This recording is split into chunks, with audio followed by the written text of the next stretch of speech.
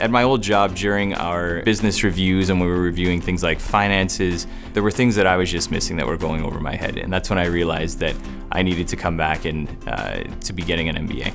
I knew that I needed my MBA when I was working at a creative agency in New York City, and I got to see all of these brand managers just commanding their business. And I knew I wanted to get there, but I needed some help to do that. And I knew going into my MBA program that I lacked a confidence in working with numbers, and that's why I chose Tepper.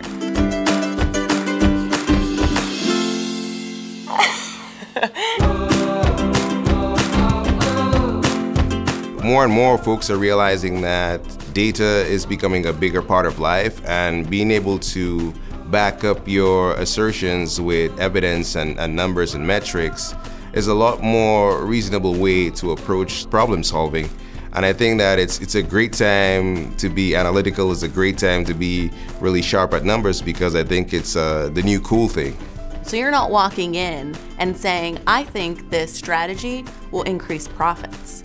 You're saying, I think this strategy is going to increase profits by 10%, and here's why. So I was working for Amazon Wine, and I was at a broadly attended senior executive meeting, including the CEO of Amazon Consumer. And they asked me to actually go up to the whiteboard and walk through some of the actual economic scenarios that were driving our business live. My manager at the time said when I got called up to the board to do the math, he just kind of melted in his seat and was like, "Oh my goodness, I can't believe we're doing math and analysis on the board." But that's the level of confidence that the Tepper School of Business has. Like, you know your numbers, you know exactly what they are, and you're not afraid at all to talk about them. I was able to take a very complex project and peel away the layers and really think about a framework for approaching it, first, second, and third to get to the answer that we were looking for. If you have the recommendations but you can't deliver it in an effective way, then your recommendations are never going to go anywhere. You not only need to be able to have a firm handle around very quantitative techniques for what you may be looking at, but you also need to have the humility to be able to articulate it to others.